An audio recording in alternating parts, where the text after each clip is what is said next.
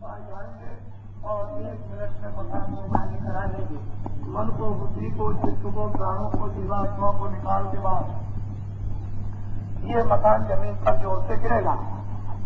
इसको लोग देखते ही कपड़े डालकर इसको उठा लेंगे और गांव के बाहर ले जाकर लकड़ियों पर रख करके जला देंगे। इसको तो कर देंगे रात। बाकी जो कुछ भी मकान, जमीन, सोना चांदी, दोस्त मित्र, विद्या भाषा, ये सब की सब आपकी इसी जगह पर रखी रह गई। परमात्मा ने हर रोज किसी न किसी गांव में, हर घर में घटना आपके ऊपर से सामने कर दी। जब बच्चा पैदा होता है तो रोता हुआ आता, न कोई नाम उसका और न उसकी कोई जाति, न आंख से पहचान सकता है, न कानों से सुन सकता, न बारी से बोल सकता है, न बुद्धि से विचार कर सकता। ये घटना अनुभव करने की आपको हमेशा दिखाई जाती है कि उस समय पर तो ये कुछ लेकर के नहीं आया, केवल एकमात्र रोता हुआ आया।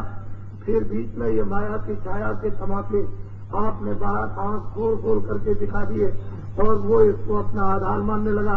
लेकिन है बात तो ये कुछ नहीं, ये धोखा ही धोखा रह जाएगा। जब जाने का समय हुआ तो पहचान रखवा ली, बोलना रखवा लिया, सुनना और समझना रखवा लिया और एक धक्का मारा, सीधा आपको रवाना कर दिया। इधर से सिपाही वहां ले गए, खड़ा कर दिया। वहां पूरा हिसाब 1 मिनट में आपका हो जाएगा, 2 मिनट भी नहीं लगेंगे। जो कुछ भी अच्छा बुरा काम किया वो सब वहां लिखा। वहां हिसाब करके पूछेगा कि तुमको मृतलोक में आजादी दी थी, अधिकार दिया था अच्छे बुरे काम करने का, ऋषियों मुनियों साधु संतों को भेजा था कि अच्छा बुरा बतला देंगे। गीता रामायण वेदों शास्त्रों को लिखा था कि उससे आपको अच्छे बुरे का अनुभव होता रहेगा, तो आपको किसी ने बताया नहीं। आप क्या उसके यहाँ जवाब दोगे? उसने 4 खाने 84 लक्ष्योनियां अर्थात उसने नर्क बना रखे। उधर से हुकुम शिकायत सुनाएगा और अपने सिपाहियों को कहेगा इनको ले जाओ और 1 करोड़ बरस तुमको उस नर्क में डालो जिसमें खाते जाते हैं, 1 करोड़ बरस तक उस नर्क में डालो जिसमें जलाए जाते हैं, 1 करोड़ बरस तक उस नर्क में डालो जिसमें बनाए जाते हैं। तो वहाँ तो कोई बचाने वाला आपके को जाएगा नहीं। लाखों लाखों मील तक रोने की आवाज आती है। ये सब कुछ उस योग अवस्था में देखा जाता है। रामायण में देखिए सब कुछ लिखा, गीता में देखिए सब कुछ लिखा, वेदों शास्त्रों में देखिए सब कुछ लिखा, कबीर और मीरा ने कहा सब कुछ लिखा।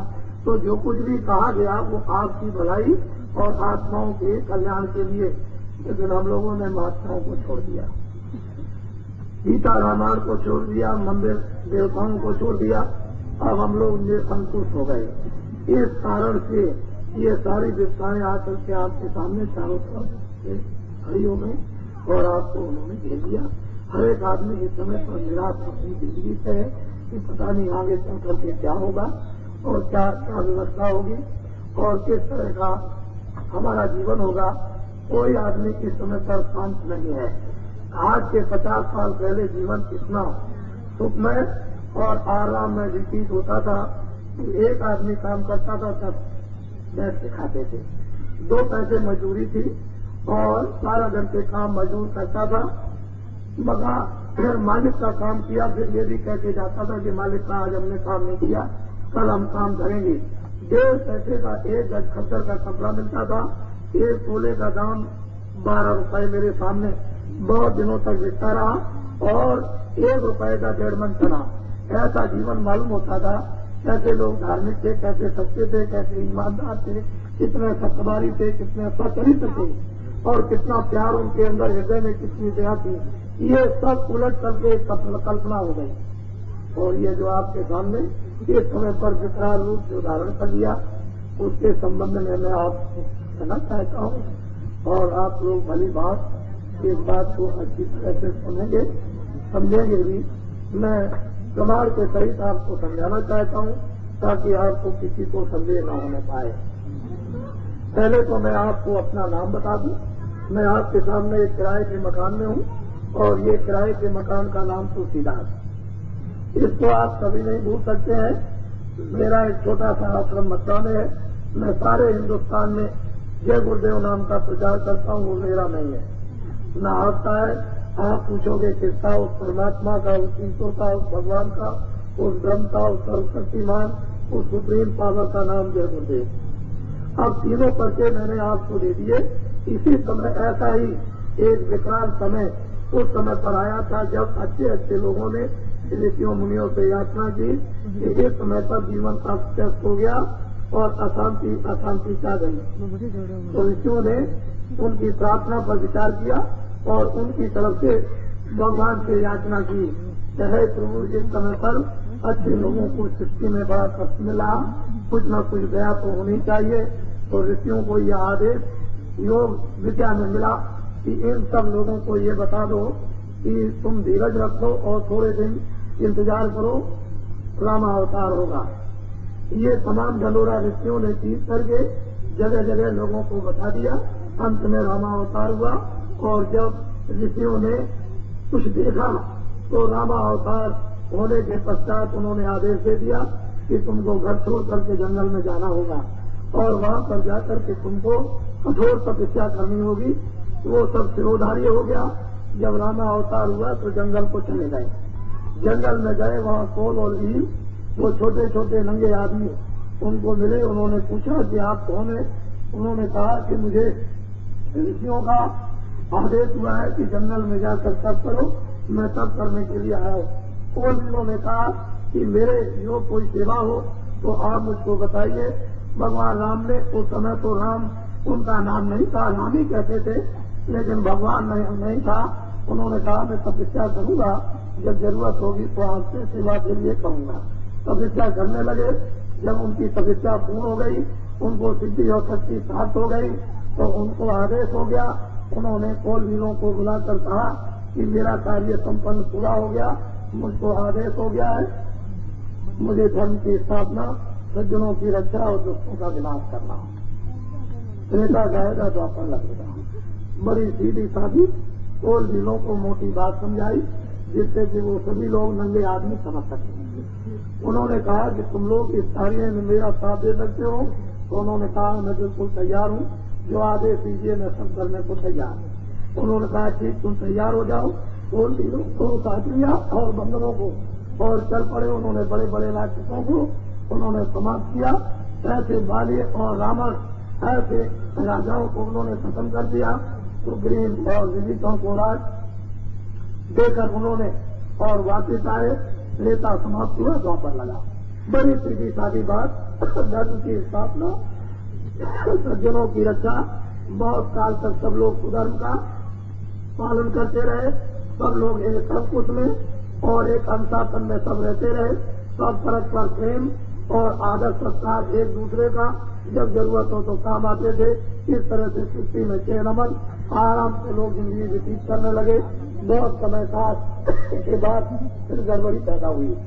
फिर लोग अंकुश होने लगे और लोगों ने महात्माओं के नियंत्रण को कुछ समय ऋषियों के तोड़ दिया और धीरे धीरे धीरे धीरे धीरे स्वास्थ्याचारी होते होते होते होते फिर पाप का घड़ा भरने लगा।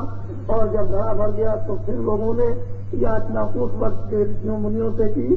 तो समय पर उन्होंने कहा तुम धीरज रखो, मैं भगवान से प्रार्थना करता हूँ, जो आदेश होगा बताऊंगा। ऋषियों ने तपस्या की और उनको ये आदेश हुआ कि चिंता करने की बात नहीं है, तुम सबको, राजाओं को, प्रजा को सुना दो कि द्वापर जाएगा, कलयुग लगेगा और कृष्ण अवतार होगा। मोटी बात सीधी आपके सामने रख दी। वो कृष्ण अवतार के रोकने की क्या क्या व्यवस्थाएं हुई वो समय के राजा जानते हैं, लेकिन कृष्ण अवतार हो गया। उन्होंने क्या क्या काम किए ये तो बहुत लंबी कहानी है। मूल मतलब ये है कि उन्होंने ग्वाल बालों को लेकर यही उन्होंने धनोरा पीटा, मुझे धर्म की स्थापना करनी, सज्जनों की रक्षा करनी, सीधा सीधा दुष्टों का नाश करना और द्वापर जाएगा, कलयुग लगेगा। सीधी बात उन्होंने की। ठीक इसी तरह से इसी भारत भूमि पर 18 दिन के अंदर उस महाभारत के वक्त में विश्व के वीर योद्धाओं को और विश्व विज्ञान को उन्होंने 18 दिन में पार कर दिया। 56 करोड़ बड़े बड़े लोग थे यज्ञवंशी, उनको लापता कर दिया। देखते देखते मालूम कहाँ चले गए। मूल मतलब ये कि धर्म की स्थापना, सज्जनों की रक्षा और सब लोग अनुशासन नियंत्रण में रहने लगे और सुधर्म का पालन करने लगे और काफी दिनों तक अब तक ये स्थिति ठीक रही। और इन दिनों में ठीक उसी तरह का एक माहौल आपके सामने आदमी से खड़ा हो गया और ये कलयुग ये सोच रहा था कि मुझे भी कुछ गाँव मिल जाता तो मैं भी अपना कुछ कर्जा बांट देता तो मेरा भी काम पूरा हो जाता। वो ये सोचा था कि आप महात्माओं से अलग हो जाओ, आप संतों से अलग हो जाओ, रामायण गीता से अलग हो जाओ और वेदों शास्त्रों से पूजा पाठ से अलग हो जाओ, गंगा जमुना से आप अलग हो जाओ, सत्य से आप अलग हो जाओ, दया से आप अलग हो जाओ तो उसको कर्जा बांटने का मौका मिल जाए। तो ठीक है, ये एक आवाज लगी कि अपने देश को आजाद करना है। आजादी का मतलब तो समझे नहीं, अंग्रेज तो चले गए और आपने समझ लिया हमको आजादी मिल गई। ये तो किसी ने समझा नहीं कि आजादी कैसे किसको है। आजादी का मतलब तो कुछ और ही था कि हम लोगों को जन्मजात का अधिकार था। जब परमात्मा के पाने की साधना, भगवान का भजन नहीं कर सकते थे, बड़े बड़े नाना प्रकार के कष्ट दिए जाते थे, यातनाएं दी जाती थी, लेकिन इस आजादी में तो जन्मजात का अधिकार नर नारियों को दे दिया गया था कि तुम भगवान का भजन कर सकते हो। तो वो तो काम आपने छोड़ दिया और आजादी का मतलब ये सोचा इंद्रियों के भोग और अपनी जो दबी हुई इच्छा थी उसको पूरा करना। जब अंदर की इच्छाओं को पूरा करने के लिए इंद्रियों के द्वारा जब बाहर की तरफ आप दौड़ पड़े तो आपका साथ जो अनुशासन में था और एक अंकुश था वो तो छूट गया। अब तो आपके ऊपर किसी की देख रेख और रोक टोक नहीं है। तो कलयुग को अच्छा मौका मिला उसको और उसने पहला कर्जा आपको क्या बांटा कि लो आपसे मैं तुमको झूठ देता हूँ, तुम जितना चाहो उतना झूठ बोलो, न तुमको माँ से शर्म, न तुमको बहन भाई से शर्म, न तुमको पिता से शर्म और न तुमको मंदिर से शर्म, न गीता रामायण से शर्म, न तुमको बुजुर्गों से शर्म। तुम जितना चाहो उतना खूब अच्छी तरह से जम कर झूठ बोलो।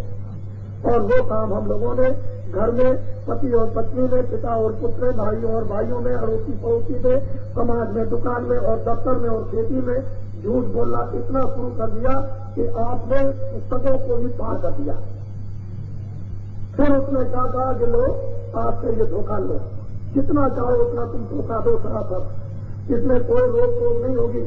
जितना तुम झूठ बोलोगे धोखा दोगे, साथ ही साथ ये तुम बेईमानी ले लो और खूब बेईमानी करो अच्छी तरह से। जितना ये काम करोगे उतना ही तुम्हारा नाम होगा, उतनी ही तुम्हारी प्रशंसा होगी और तुम बहुत चतुर और होशियार बुद्धिमान तुम कहलाओगे। साथ ही साथ उसमें कहा मारो आदमी, इससे कुछ नहीं होता है, जो भी मिल जाए उसको मारो, जानवर मिल जाए जानवर मारो, पंछी मिल जाए पंछी मारो और चोरी भी खूब करो और डकैती भी खूब डालो और व्यभिचार भी खूब करो अच्छी तरह से।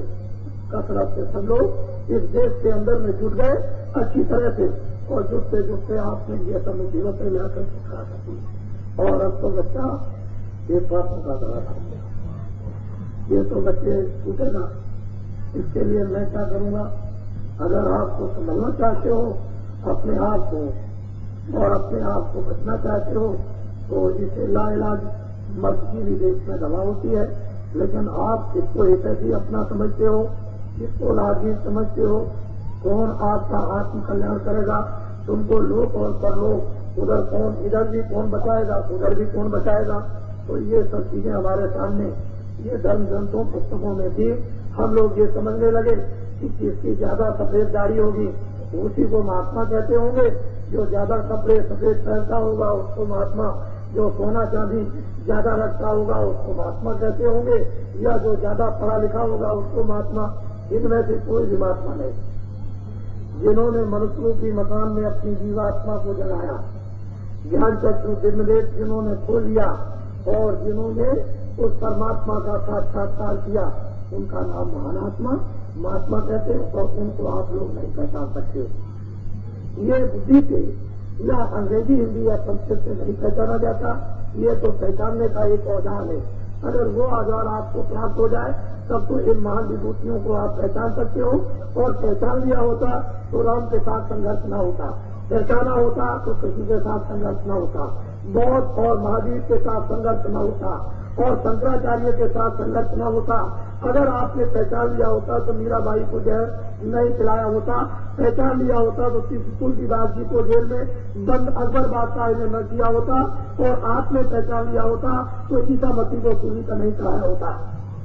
वो पहचानने की आपके पास में कोई भी क्षमता और आंख में ये वो विभूतियां जुड़ा होती है और वो पहचानने में किस प्रकार से नहीं आ सकती है। लेकिन जब वक्त और समय निकल जाता है तो आप ढंढोरा पीटते हो, और जिन्होंने अपना काम करके दिखा दिया उसके बाद आपने मंदिर बना दिए और उसके बाद आप उनकी पूजा करने लगे। लेकिन जब वक्त में समय पर आपको समझाते रहे तो आपने समझा नहीं और उनकी अवहेलना की और उनसे संघर्ष किया और बात नहीं है। मेरी मोटी बात एक सीधी साधी सुनने की, आप समझने की कोशिश करें। आप मनुष्य हैं, मैं ये समझता हूँ कि 2 रोटी खाते हैं तो भगवान ने आपकी बुद्धि दी है, भूत भविष्य वर्तमान को समझने के लिए ये बुद्धि दे दी है। उस बुद्धि से हम लोगों को काम करना चाहिए, क्योंकि जीवन को क्षणभंगुर थोड़े दिन के लिए तो उसने दिया है आपको, और थोड़े दिन के बाद तो सदा तक ले लेगा। वहाँ देख क्या लगती हो तो तत्काल काम करता, छड़ों में पलट के मारते में काम करता, किसी से बोलने देता नहीं है, किसी की तरफ देखने देता नहीं है। ये घटनाओं को तुमको जानना चाहिए। फिर ये मनुष्य जीवन सतयुग त्रेता द्वापर और कलयुग बीच कभी ये मनुष्य शरीर नहीं लगता। जो आज आपको मिल गया है तो मैं अब आपको एक नई बात बताना चाहता हूँ। ये काफिला जो आप देख रहे हो इसको तो व्यवहार करता है, इस काफिले को तो आपकी एक मनो तकलीफ दूर हो जाएगी। वैसे तो मैं ये सोचता हूँ कि एक तकलीफ से दूर होने का आपका बनेगा ही क्या, जब हजारों तकलीफों ने आपको चारों तरफ से घेर दिया। और ऐसा आप मत समझना कि मैं पहचानना नहीं जानता हूँ। मैं आपकी पूरी सूरत को और मूरत को देख करके मैं पहचान लेता हूँ कि कितनी आपको तकलीफ है। मेरी आंखें आपको देख करके धोखा नहीं दे सकती है। मैं यही काम करता हूँ दिन और रात, दूसरा मेरा काम ही क्या है। तो इसलिए आप मेरी सीधी सादी बात को जरा ध्यान से अच्छी तरह से समझने की कोशिश करें। आप ये काफिला है 6 अप्रैल को मथुरा में दोपहर के बाद 3:15 बजे रवाना हुआ। 8,000 से ऊपर किलोमीटर की यात्रा पर जब ये मथुरा से चला तो सड़कों के ऊपर भीड़ होने लगी। गांव के तमाम नर नारी दौड़ दौड़ करके खेतों से इकट्ठे होने लगे सड़कों के ऊपर। क्यों दौड़ते थे ये मेरी समझ में बात आपकी समझ में ना आए, मेरी समझ में तो आ गई। लेकिन जब मैं उनके पास आता था तो मुझे वो यही कहते थे कि दया कर दीजिए, कृपा कर दीजिए। मुसलमान कहते थे दुआ कर दीजिए, आशीर्वाद दे दीजिए।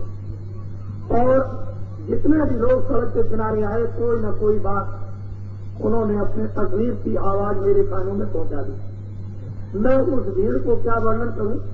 अगर मेरे साथ आज ही दोपहर के बाद ही आप चल करके रास्ते में देख लें तो आपको उसमें भी अंदाजा हो जाएगा कि ऐसी तपती धूप में इस राजस्थान के अंदर सड़कों के ऊपर बिल्कुल कोई छाया नहीं और झुंड के झुंड क्या वजह लगे हुए सड़कों के किनारे। तो वास्तव में इसमें कोई संदेह नहीं है कि जो कुछ इस समय पर है उसके आधार जो दृश्य दिखाई देते हैं वो परिवर्तन है। ये संकेत परिवर्तन का माध्यम होता है। जब नारियां अपने घरों से ऐसी धूप में पैदल चल करके सड़कों के किनारे झुंड बना करके खड़ी हो जाए तो मुझे ये विश्वास होता है कि कोई परिवर्तन होगा। जब अच्छे आदमी बुराई को तो बुराई कहते ही है, लेकिन जब बुरे आदमी जो बुरे से बुरे हैं वो लोग भी बुराई को बुरा कहने लगे तो ये संकेत मिलता है कि परिवर्तन होगा। ये शोभा काफिला यात्रा आपके राजस्थान और पूरे गुजरात में, फिर उसके बाद अधिक तादाद में महाराष्ट्र में और वैसा ही करीब करीब आपके मध्य प्रदेश में ये 61 दिन की यात्रा इसी तरह से चलती रहेगी बराबर। इसका पैगाम और संदेश यह है, उसको ध्यान से आप सुनिए कि कलयुग जाएगा और कलयुग में सतयुग आएगा। मुझे इससे कोई मतलब नहीं है, मुझे तो उसके आदेश का पालन करना और आपके कानों तक ये बात पहुंचा देंगे। कलयुग में कलयुग जाएगा, मेरे शब्दों को ध्यान से आप विचारें। कलयुग में कलयुग जाएगा और कलयुग में सतयुग आएगा। ना अभी कलयुग गया और ना अभी सतयुग आया। जब कलयुग जाने लगेगा तो वो रात को चुपचाप उठ के नहीं चला जाएगा। वो जब जाने लगेगा तो आपसे ये कहेगा कि मैंने जो कुछ भी कर्जा आपको बांट दिया है वो मेरा कर्जा मैं ब्याज के मुझको दे दूंगा। और आपका कर्जा इतना जमा हो गया है जैसे हिमालय पहाड़ दिखाई देते हैं बड़े बड़े ऊंचे, इतना आपने कर्जे को यानी कलयुग का जमा कर दिया। वो मांगेगा कि मेरा कर्जा दे दो, मैं अब जा रहा हूं। आप कहोगे मैं कर्जा दे नहीं सकता, तो कलयुग हो जाएगा क्रोधित। इतना प्रचंड क्रोधित हो जाएगा कि उस क्रोध में आकर के जोर से एक थप्पड़ मारेगा और एक ही थप्पड़ में 20 करोड़ आदमी लापता हो जाएंगे। फिर भगेगा बड़ी जोर के साथ, उधर से आएगा कलयुग, दोनों में मुठभेड़ हो जाएगी, बीच में जो दब जाएंगे वो चकनाचूर। ऋषि मुनि महात्मा कलयुग में, त्रेता या द्वापर में या कलयुग में हमेशा आपके ऐसी उपकारक और रक्षक और सावधान करने वाले, और जब कभी आपके कष्ट हुए तो वो निर्मित हो गए, तो हमेशा इस बात के लिए चिंता बच्चों की तरह से यानी करते रहते हैं कि ये बच्चे कलयुग का जो कर्जा लिया है, इनको कोई ऐसी बूटी, ऐसी जड़ी औषधि दे दी जाए कि ये उस कलयुग के कर्जे में डाल देगा। कलयुग के कर्जे में जैसे जड़ी बूटी गिरे वैसे उसमें आग लग जाए और जब करके कलयुग का कर्जा राख हो जाए। जब राख हो जाए और कलयुग जाने लगे, क्या हमारा कर्जा दे दीजिए, तो आप इतना तो कह सकोगे मेरे पास आपका कोई कर्जा नहीं, कोई भी कर्जा नहीं। कहना कैसे कर्जा नहीं, लाओ तलाशी दो। जब तलाशी देना उसका कुछ नहीं निकलेगा तो आपका बाल बाका नहीं कर सकता।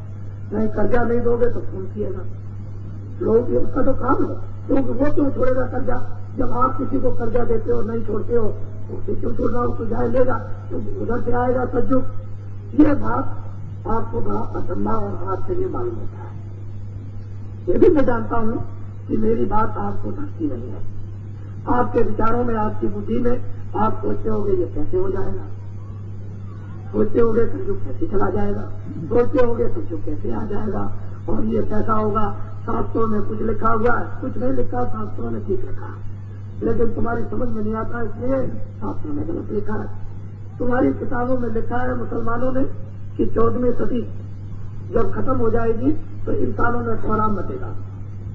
इतना कोहराम मचेगा कि उसी समय पर खुदा के पैगाम को लेकर एक सदी जमीन पर उठेगा और सारी इंसान जाति को खुदा का पैगाम सुनाएगा।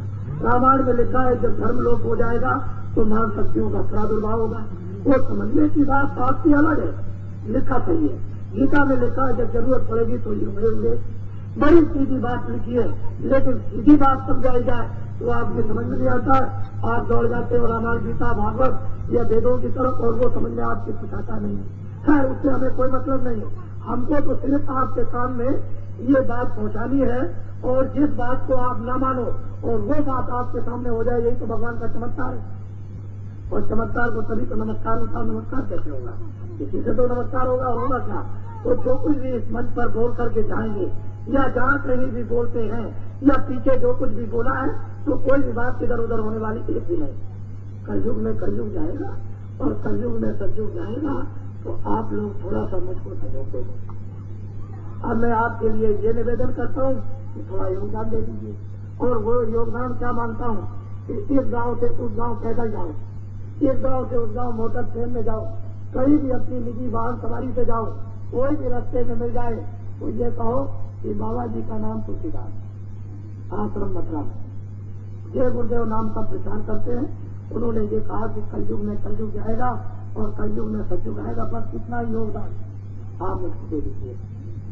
ये मेरी आपसे निवेदन प्रयत्न, क्योंकि आप ही उसके भागीदार हो जाओ। आपका भी जब हो जाए, आपको भी कीर्ति मिल जाए, आपका भी नाम रोशन हो जाए।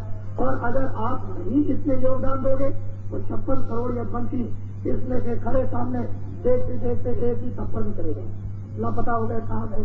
वो तो इतिहासी उसका साथी है, उसके लिए क्या घटना होगी तो इसका इतिहास बन जाएगा, उसमें क्या बात है। तो सीधी सीधी बात उसके लिए ही है, कुछ अपने लीजिए, नहीं तो जितना फैसला है यहाँ से यहाँ तक काम तो उतना हो जाएगा। लेकिन बीच में ये अवकाश दिया जाता है कि आप भी कुछ इसमें भाग ले लें, कुछ सहयोग दे दें, कुछ नाम रोशन कर लें और कुछ हिस्सेदार बन जाए, कुछ कीर्ति हो जाए, कुछ आपका जश्न हो जाए, काम तो हो जाएगा।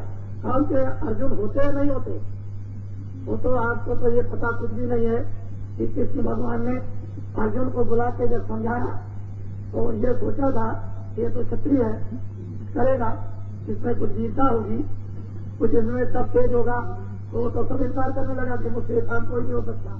तब कृष्ण भगवान ने इतने गुस्से में गीता के श्लोकों का उच्चारण किया कि तू हिजड़ा है, तू नपुंसक है, तू ठीक है, तू अधोगति को प्राप्त होगा, तो ये हो जाएगा, तुझको कलंक लग जाएगा।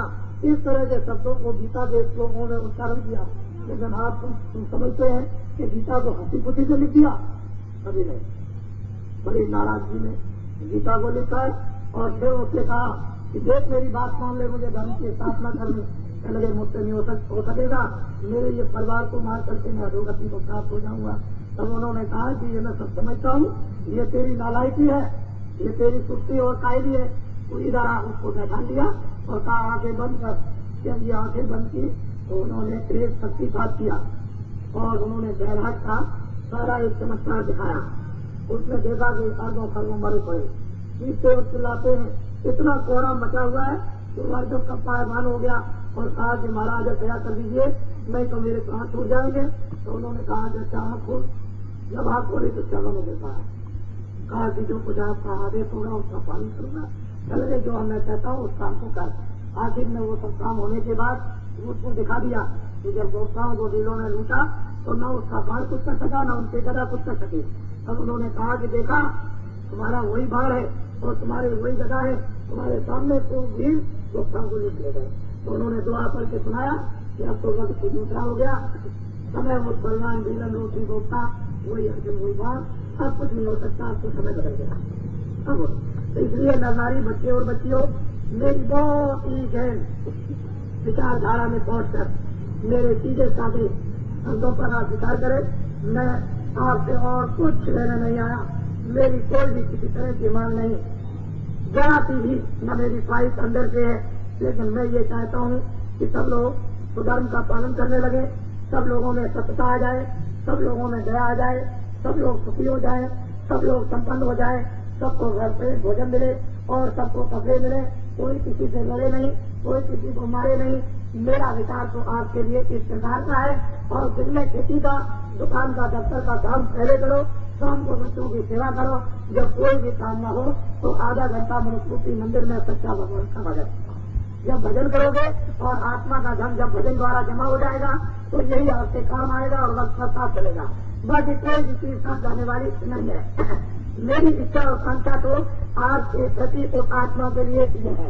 मैं ये भी सोचता रहता हूँ कि मान लो 24 घंटे में खेती, दुकान, दफ्तर में आपको समय न मिले तो आप सच्ची में बैठ के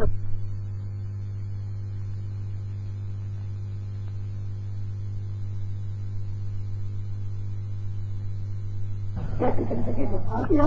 इसी प्रकार के भी पता नहीं कितने बुरे बुरे दुष्कर्म बन जाएंगे, कितने दिनों तक और लड़कों में रहना पड़ेगा। बड़ी सीधी साधी मेरी बात को आप सुनिए और समझिए। ये हमारे बच्चे खड़े, जरा इनकी तरफ ध्यान हो गया, जरा इनकी भी कुछ बात कह दें। ये 3 साल से फेल हो रहे, बड़े दुखी होते हैं कि माँ बाप परेशान होते हैं, हम पर खर्चा करते हैं और हम पढ़ते भी हैं, लेकिन 3 साल से फेल हो रहे। आप इस साथ में पूजा संभव 3 साल से फेल हो रहे हैं, आपके पास हो जाओ।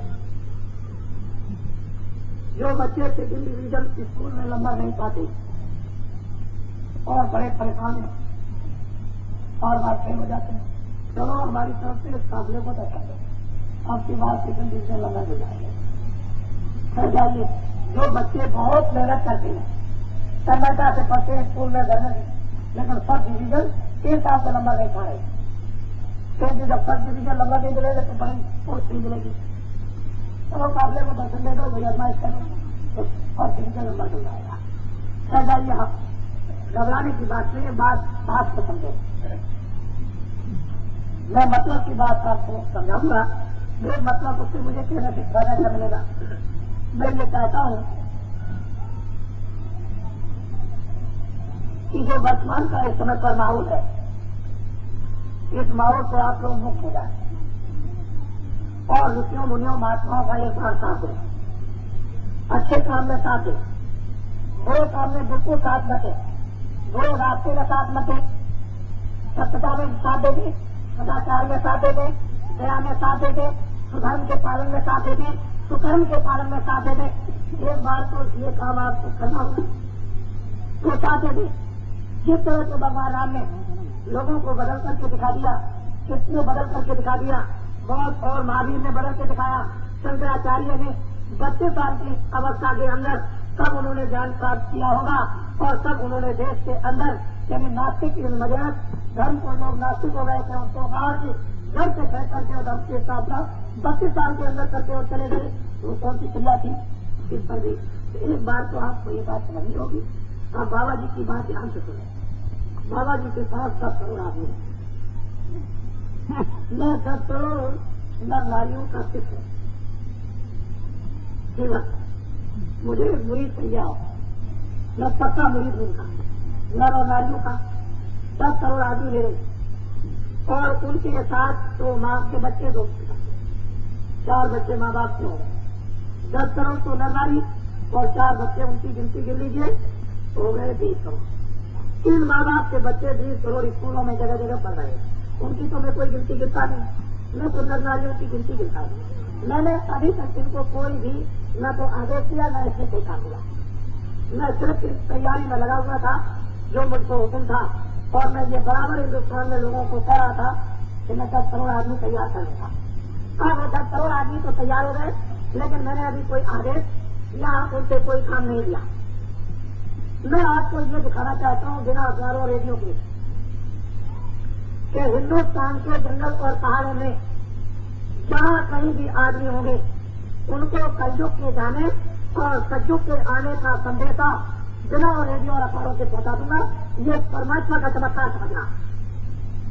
जब रेडियो और अखबार नहीं थे तो प्रदेश में प्रचार नहीं होता।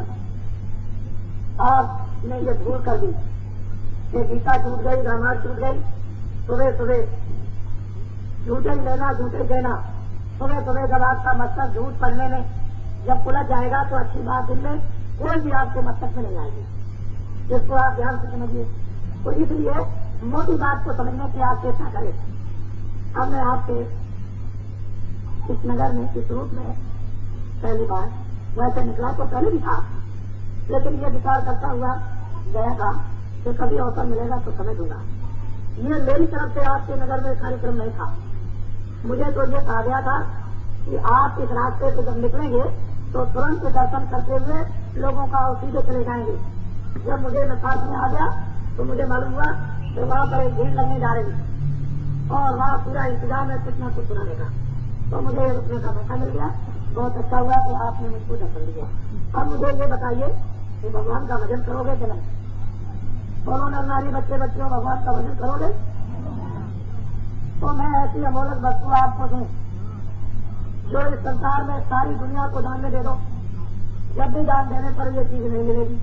ये सब मिलेगी जब उसकी कृपा हो जाएगी उसकी दया होगी। अगर उसकी दया मुझको नहीं होगी तो मैं जब रस्सी भर के आपको कुछ नहीं दे सकता। सीधी बात मैं आपको बता रहा हूँ। इसलिए उसकी कृपा हो गई। उसने कहा कि चलते कराते इन लोगों को कुछ न कुछ दे दो। उसके हुक्म और आदेश के अनुसार आपको अमोलक वस्तु जो सोने चांदी हीरे जवाहरातों से नहीं ली जा सकती न ये दिखेंगे इससे। ये तो उसी की कृपा जब होगी तभी मिलेगी। तो मैं वो चीज आपको दे देता हूँ और आज ही से मनुष्यों के मंदिर में अपने मनुष्य दरवाजे पर बैठकर जीवात्मा को जरा सा उसको खटखटाओ। आज ही रात से आपको जवाब देना शुरू कर देगा।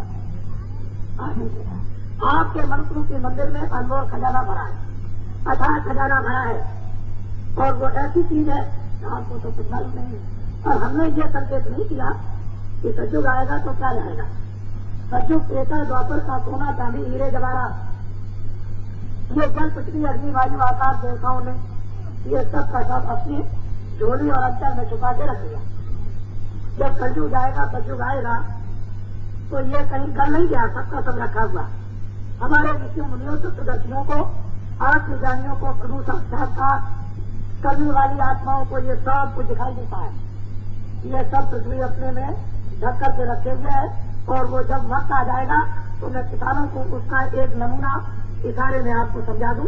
जब सतयुग आएगा तो 1 बीघा खेत में 100 मन है। 1 एकड़ खेत में 150 मन आएगा।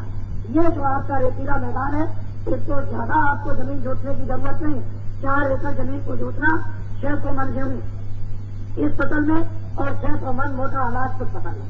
तो 1200 मन अनाज आपके घर में 1 साल में 4 एकड़ में पैदा होगा। 50 मन खाओगे 1150 मन आपके घर में रखा रहेगा।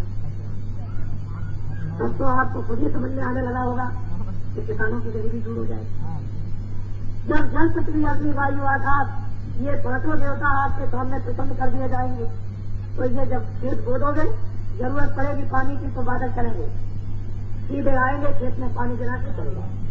फिर 20 दिन के बाद आपको पानी की जरूरत पड़ेगी, बादल चलेंगे, चारों तरफ पानी गिरा के लौट जाएंगे। फिर जरूरत पड़ेगी पानी की तो बादल आएंगे और पानी गिरा कर चले जाएंगे, खेत बन जाएगा। मेहनत कम, पैदावार ज्यादा, और डीजल, पेट्रोल और पंपिंग सेट और मोटर की कोई भी जरूरत नहीं। जब डीजल उसने कुदरती ही बता रखा, उसके पास किस चीज की कमी है? जब डीजल नहीं था और पेट्रोल नहीं था तो क्या पहले नहीं था? लेकिन आपको इस पर अभी विश्वास नहीं है और वो वक्त आपके लिए आएगा। मैं बाकी और अभी क्या बताऊं, इतना और इशारा करना चाहता हूँ कि गांव में जो देवियां, ये छोटे छोटे गांव में जो रहती हैं, इनके गले के हारों में भी हीरे पहने हुए दिखाई आपको मिलेंगे। मैं तो उस सत्य की कल्पना अपने सामने जो आपकी रामायण अन्य पुस्तकों में जो संकेत किया है उसकी मैं आपके सामने एक कल्पना का, यानी अभी आपकी बुद्धि के द्वारा इशारा करता हूँ। मेरे यहाँ तो कोई कल्पना है, मेरे यहाँ तो सत्य है, तो सत्य उसमें कोई कल्पना नहीं हो सकता। अब आपको भगवान का मैं गोपनीय दंडिये देता हूँ। आप लोग एक बात का ध्यान रखना कि आपसे कोई खराब वस्तु, मांस, मछली, अंडों में खाए, इन चीजों से आप बचते रहना। बाकी अनाज, सब्जी, दूध, घी, मक्खन आप 100 बार दिन में खाओ और कपड़े आप 100 बार बदलो। अच्छे मकानों में रहो, गंदी वस्तुओं को मत खाना और गंदी नशीली चीजों को आप मत खाना। पूरी तम्बाकू तो आपकी बच्चे हो जो बुद्धि को भ्रष्ट कर दे, उसका सेवन मत करना। इतनी चीज से आप बचे रहना। बस काम बाकी और संकट छोड़ दीजिए, कुछ आप कीजिए, कुछ मैं करूँ और कुछ भगवान करे, चुटकियों में काम बन जाए। अगर आप नहीं करोगे, मैं कुछ नहीं करूंगा, तो ये काम होने वाला नहीं। बस बात चली जाएंगे, कोई बात नहीं। तो अनमोल की ले लीजिए अभी। पहले मैं भगवान का नाम बोलूंगा, उसके बाद आप एक आवाज में सब लोग बोलना, आगे पीछे नहीं। सबकी आवाज मेरे काम तक धीरे धीरे आनी चाहिए। जो जो नाम मैं बोलता जाऊँ आप बोलते जाना, जब मैं चुप हो जाऊंगा चुप हो जाना। जय